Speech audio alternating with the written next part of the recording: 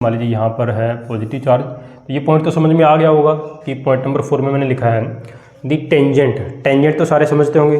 Tangent क्या होता है? एक स्ट्रेट लाइन जो कोई कर्व होता है, कोई कर्व होता है उसको सिर्फ और सिर्फ एक पॉइंट पे वो लाइन टच करेगी। 10th क्लास में पढ़ते एक सर्कल है, सर्कल के ऊपर आपने टेंजेंट बनाया होगा कि जैसे सर्कल लिया, सर्कल मान लीजिए, और देखो 10th क्लास का काम करवाना पड़ रहा है। एक सर्कल लिया आपने और आपसे अगर बोला जाए इस पॉइंट पर टेंजेंट बोला जाता है तो क्या करोगे? बिल्कुल एक स्ट्रेट लाइन ऐसे खींच दोगे जो सिर्फ और सिर्फ इस एक पॉइंट पर सर्कल को टच करेगा।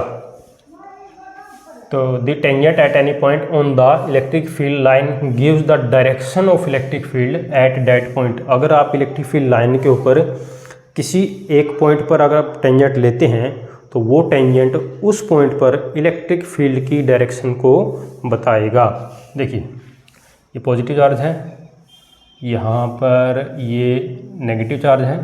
तो इलेक्ट्रिक फील्ड लाइन्स हमने कुछ इस तरह से बनाई थी, अभी जो मैंने बनाई थी कि इस तरह से ऐसे ध्यान से देखेंगे। अगर मान लीजिए मैं एक पॉइंट ये ले लेता हूँ, पॉइंट मान लीजिए पॉइंट है P, तो इस पॉइंट पर अगर मेरे को इलेक्ट्रिक फील्ड की डायरेक्शन देखनी है तो मैं क्या करूँगा कि P पॉइंट पर एक टेंजेंट मैं ड्रॉ करूँगा। तो ये है टेंजेंट आपका, और ये टेंजेंट आपको बताएगा इलेक्ट्रिक फील्ड की डायरेक्शन। ओके, इस तरह से किसी भी तरह से आप बना सकते हो। जैसे मान लीजिए कोई इलेक्ट्रिक फील्ड लाइन, ये इस तरह से लाइन है, इलेक्ट्रिक फील्ड लाइन है, और यहाँ पर एक पॉइंट आपने लिया कोई मान लीजिए A। इस पॉइंट पर अगर आप टेंजेंट बना देते हैं इस तरह से, ये इलेक्ट्रिक फील्ड लाइन इस तरह से जा रही है और यहाँ पर आपने इस पॉइंट पर आपने एक टेंजेंट बना दिया, तो इस पॉइंट पर इलेक्ट्रिक फील्ड की जो डायरेक्शन होगी उस डायरेक्शन को ये टेंजेंट शो करेगा। ये एरो मैंने लगा रखा है इस तरह से, तो ये आपको इलेक्ट्रिक फील्ड इंटेंसिटी की डायरेक्शन दे रहा है। कौन दे रहा है? ये टेंजेंट दे रहा है। ओके, पॉइंट नंबर 4 क्लियर हुआ। पॉइंट नंबर 3 में क्या लिखा है? No two electric field line cross each other. देखिए हम क्रॉस करवाते हैं। देखो मान लीजिए मैंने इस तरह से बनाया, एक इलेक्ट्रिक फील्ड लाइन ये है और दूसरी इलेक्ट्रिक फील्ड लाइन सी ये है। तो यहाँ पर आप देख सकते हैं दो इलेक्ट्रिक फील्ड लाइन एक दूसरे को क्रॉस कर रही हैं। अगर दो इलेक्ट्रिक फील्ड लाइन एक दूसरे को क्रॉस करती हैं तो आप पॉइंट ऑफ इंटरसेक्शन को देखिए। ये आपको दिख रहा है पॉइंट ऑफ इंटरसेक्शन है। मान लीजिए ये पॉइंट मान लेते हैं, इसको B पॉइंट मान लिया मैंने। पॉइंट ऑफ इंटरसेक्शन पे ये जो इलेक्ट्रिक फील्ड लाइन आपको दिख रही है, ये पहले वाली लाइन, ये दूसरी लाइन। तो पहले वाली लाइन के लिए आप टेंजेंट बनाओ इस पॉइंट पर, तो टेंजेंट बनेगा कुछ इस तरह से इधर, यानी कि ये तो शो करा कि इलेक्ट्रिक फील्ड की डायरेक्शन इधर है। लेकिन दूसरी वाली लाइन के लिए अगर आप टेंजेंट बनाओगे तो दूसरी वाली लाइन के लिए टेंजेंट तो कुछ इस तरह से बनेगा इधर। तो ये दूसरी वाली लाइन कह रही है कि इलेक्ट्रिक फील्ड इधर है। तो इसका मीनिंग क्या हो गया कि एक सिंगल पॉइंट पर इलेक्ट्रिक फील्ड की दो डायरेक्शन होगी, जो कि कभी भी पॉसिबल नहीं हो सकती। एक सिंगल पॉइंट पर इलेक्ट्रिक फील्ड की दो डायरेक्शन नहीं हो सकती। इसके आसपास जो भी फील्ड होगा, जो भी चार्ज पार्टिकल रहेंगे, उन सब की वजह से यहाँ पर जो फील्ड होगा उस फील्ड की एक निश्चित डायरेक्शन होगी, एक नेट डायरेक्शन होगी। ऐसा नहीं होगा कि इस पॉइंट पर फील्ड इधर भी है और इधर भी है। That is not possible. Okay, तो यहाँ पर क्या हो गया? यहाँ पर एक सिंगल पॉइंट पर टू डायरेक्शन होगी, जो कि पॉसिबल नहीं है। तो पॉइंट नंबर 3 और 4 हमने डिस्कस कर लिया। आगे चलते हैं पॉइंट नंबर 5 पे। पॉइंट नंबर 5 देखिए, पॉइंट नंबर 5 क्या कहता है? Electric field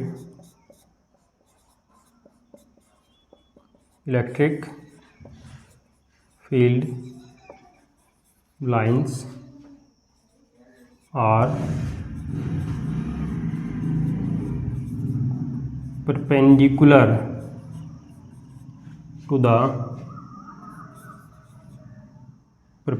to the charge surface. जो भी सरफेस होगा जिसके ऊपर चार्ज होगा, तो उसके ऊपर उसकी वजह से जो इलेक्ट्रिक फील्ड लाइन्स हम बनाएंगे वो लाइन उस सरफेस के हमेशा परपेंडिकुलर बनेगी। आउटवर्ड भी हो सकता है वो, यानी कि आउटवर्ड नॉर्मल भी हो सकता है और इनवर्ड भी हो सकता है। कैसे? जैसे मान लीजिए यहाँ पर मैंने एक मेटालिक स्फीयर लिया है, तो मेटालिक स्फीयर है और इसके ऊपर हमने कुछ मान लीजिए चार्ज इसके ऊपर डिस्ट्रीब्यूटेड कर दिया। मान लीजिए पॉजिटिव चार्ज इसको हमने दे दिया है, इस तरह से इसके ऊपर पॉजिटिव चार्ज है। तो देखिए इसकी वजह से जो इलेक्ट्रिक फील्ड लाइन्स बनाओगे वो आप इस तरह से बनाओगे, इस तरह से। पॉजिटिव चार्ज है तो फील्ड बाहर की तरफ जाएगा, यानी कि यहाँ से स्टार्ट हो रहा है फील्ड, फील्ड लाइन यहाँ से स्टार्ट हो रही है और साथ में आप देखोगे ये जो इलेक्ट्रिक फील्ड लाइन्स है ये सरफेस के साथ, ये जो सरफेस देखो सरफेस के साथ ये परपेंडिकुलर है, 90 डिग्री का देखो एंगल बन रहा है यहाँ पे। तो याद रखना आपने इलेक्ट्रिक फील्ड लाइन जो होती है किसी भी सरफेस के ऊपर वो परपेंडिकुलर होंगी। ये आप देख सकते हैं जैसे एक स्फेरिकल सरफेस हमने लिया, इसके ऊपर इलेक्ट्रिक फील्ड लाइन्स जो वो मैंने बिल्कुल उनको परपेंडिकुलर बनाया। नेगेटिव चार्ज होता तो ये डायरेक्शन बस आप इसको ऐसे कर देते हैं, तब भी ये परपेंडिकुलर ही माने जाएंगे, ठीक है। तो ये आपने, अब ज़रूरी नहीं है आपने स्फेरिकल ऑब्जेक्ट ही लेना है। मान लीजिए कोई लाइन है, एक वायर है, वायर के ऊपर इस तरह से आपने पॉजिटिव चार्ज डिस्ट्रीब्यूट किया है, तो फील्ड लाइन जो बनाओगे आप इलेक्ट्रिक फील्ड लाइन वो ऐसे बनाओगे, ऐसे, यानी कि सरफेस के परपेंडिकुलर, लाइन के परपेंडिकुलर। यहाँ पर तो सरफेस नहीं है, एक लाइन है तो लाइन के परपेंडिकुलर बन जाएगी ऐसे। कोई और सरफेस आप ले लीजिए, जैसे मान लीजिए हमने एक शीट ली है, प्लेन शीट, और उसके ऊपर आपने पॉजिटिव चार्ज डिस्ट्रीब्यूट कर दिया, तो इसकी वजह से जो मान लीजिए ये शीट का जो प्लेन है वो बोर्ड के प्लेन में है, तो इसकी वजह से जो इलेक्ट्रिक फील्ड लाइन बनाओगे वो लाइन जो है वो इस सरफेस के ऐसे परपेंडिकुलर ऐसे बनेगी, ओके, आउटवर्ड नॉर्मल। तो यहाँ पर अगर आपसे पूछा जाए कि इलेक्ट्रिक फील्ड लाइन की डायरेक्शन किधर होगी, तो आप बोलोगे perpendicular to the plane of board and outward, perpendicular to the plane of board and outward, okay. तो ये है इलेक्ट्रिक फील्ड लाइंस के बारे में कि इलेक्ट्रिक फील्ड लाइंस जो होती है वो सरफेस के परपेंडिकुलर होती है। आगे चलते हैं नेक्स्ट पॉइंट पे। तो नेक्स्ट पॉइंट इसमें हम पढ़ेंगे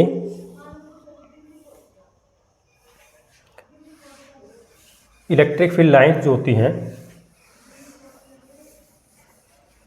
ये, इनमें कॉन्ट्रैक्शन होता है,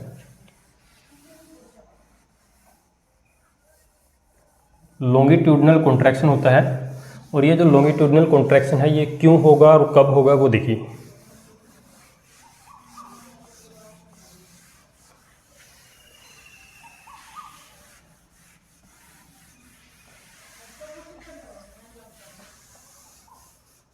तो पॉइंट नंबर आई थिंक 6 है ये, तो पॉइंट नंबर 6 लिखेंगे।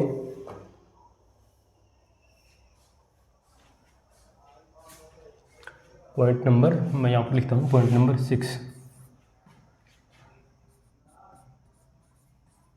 इलेक्ट्रिक फील्ड लाइंस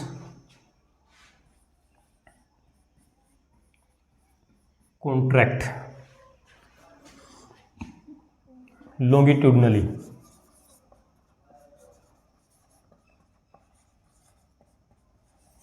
और क्यों होता है ऐसा? On account of attraction,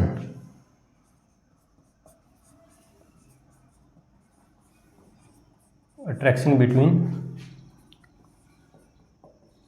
unlike charge.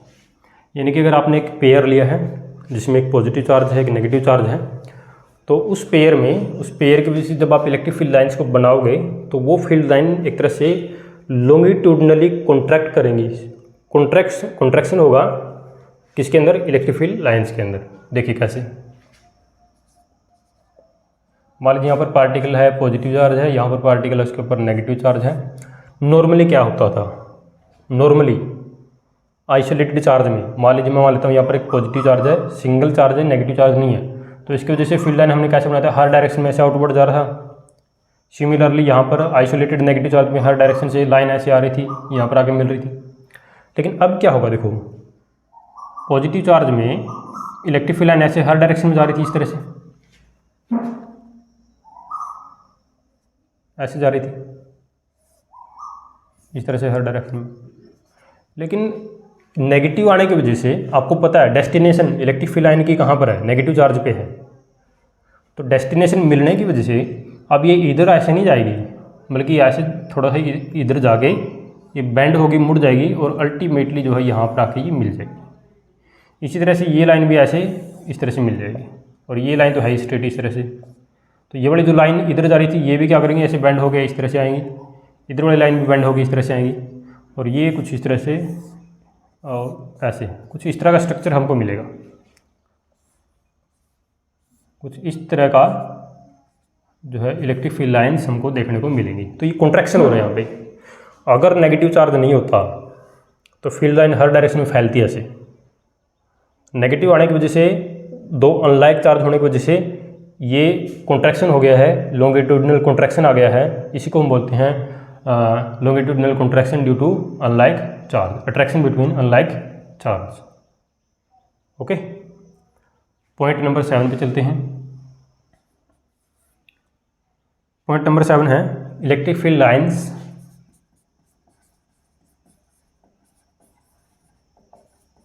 Electric field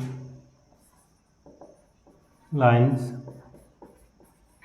exert lateral pressure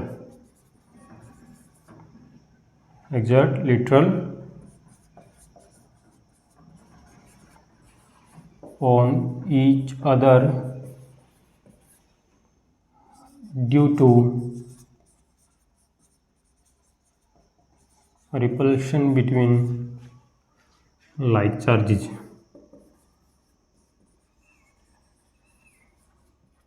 ये देखिए यहाँ पर पॉइंट नंबर 6 में हमने लिए हैं अनलाइक चार्ज, एक पेयर लिया है, अनलाइक चार्ज है। यहाँ पर दूसरा पेयर लेंगे जिसमें दोनों चार्ज लाइक होंगे। लाइक मीन्स दोनों पॉजिटिव हो सकते हैं, दोनों नेगेटिव हो सकते हैं। देखिए फॉर एग्जांपल, पार्टिकल है जिसके ऊपर पॉजिटिव चार्ज है, यहाँ पर एक दूसरा पार्टिकल है जिसके ऊपर पॉजिटिव चार्ज है। अब अगेन वही बात मैं रिपीट कर रहा हूँ, सिंगल आइसोलेटेड पॉजिटिव चार्ज होता है, फील्ड लाइन हर डायरेक्शन में फैलती है ऐसे, हर डायरेक्शन में हम उनको शो करते हैं।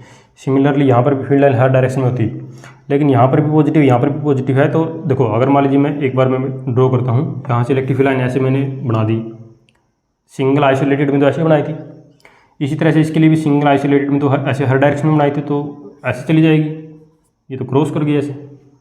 लेकिन अभी हम पढ़ के आएंगे इलेक्ट्रिक फील्ड लाइन तो कभी क्रॉस कर ही नहीं सकती, तो इसलिए ये ऐसे नहीं बनाएंगे।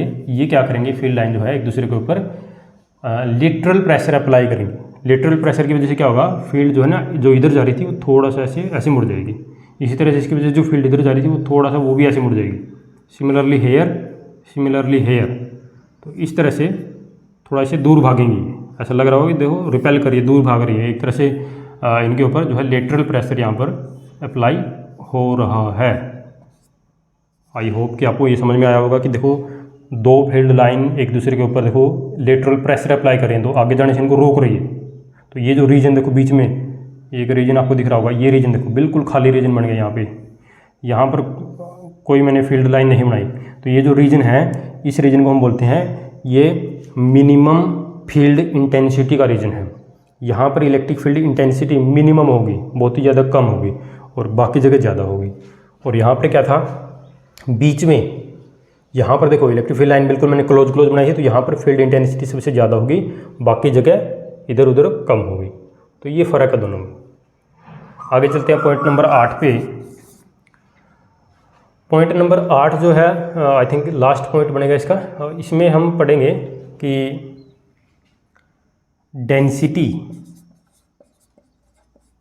Density of electric field lines shows the strength of electric field. इससे क्या समझ में आया, density of electric field lines shows the strength of electric field. What it means, इसका मीनिंग है कि अगर किसी रीजन में इलेक्ट्रिक फील्ड लाइंस बिल्कुल क्लोज हैं, पास हैं, तो वहाँ पर इलेक्ट्रिक फील्ड की इंटेंसिटी ज़्यादा होगी। जहाँ पर इलेक्ट्रिक फील्ड लाइन्स हमने दूर बनाए हैं वहाँ पर इलेक्ट्रिक फील्ड की इंटेंसिटी कम होगी। बट आपके माइंड में क्वेश्चन आ रहा होगा कि इलेक्ट्रिक फील्ड लाइन्स तो इमेजिनरी लाइन है, इनको तो हम अपनी मर्जी से कहीं पर क्लोज भी बना सकते हैं। तो यहाँ पर एक मैं वर्ड यूज़ करूँगा रिलेटिवली, एक वर्ड मैं यूज़ करूँगा रिलेटिवली। कैसे, देखो जैसे मान लीजिए मैंने इलेक्ट्रिक फील्ड लाइन्स को ऐसे बना दिया। अब इलेक्ट्रिक फील्ड लाइंस एक पैटर्न मैंने बना दिया, तो यहाँ पर देखो कंपैरिजन तो हो सकता है ना कि दो पॉइंट अगर मैं लेता हूँ, मैंने एक पॉइंट यहाँ पर लिया पी पॉइंट, एक पॉइंट मैंने यहाँ पर लिया है Q point. Obviously P point पर, जहाँ पर ये पी पॉइंट है वहाँ पर इलेक्ट्रिक फील्ड लाइंस देखो बिल्कुल क्लोजली स्पेस्ड है, उनके बीच का स्पेस बहुत कम है, नज़दीक है। तो यहाँ पर क्या होगा, इलेक्ट्रिक फील्ड की जो स्ट्रेंथ होगी एट पॉइंट पी ओके, इसको ऐसे लिखो या चाहो तो ऐसे भी लिख सकते हो।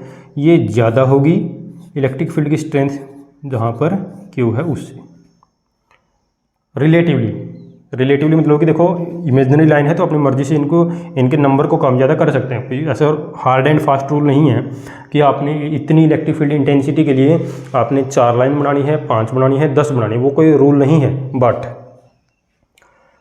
कंपेयर कर सकते हैं रिलेटिव। देखो यहाँ पर जैसे ये लाइन आपको दिख रही है, छोटा सा कोई यूनिट एरिया लोगे तो उसमें कितनी लाइन है, यहाँ पर वही यूनिट एरिया आप लोगे सेम, उसमें सिर्फ एक लाइन दिख रही है, तो ऐसे कंपैरिजन हो सकता है। तो यह है पॉइंट नंबर 8। तो ये थी प्रॉपर्टीज इलेक्ट्रिक फील्ड लाइंस की। आई होप कि आपको ये इलेक्ट्रिक फील्ड लाइंस और उसकी प्रॉपर्टीज बिल्कुल अच्छे से समझ में आ गई होंगी। नेक्स्ट हमने इसमें जो पढ़ना है वो है आपका इलेक्ट्रिक डाइपोल मूवमेंट, और उसके कुछ अलग अलग केसेस हम डिस्कस करेंगे वो नेक्स्ट वीडियो में।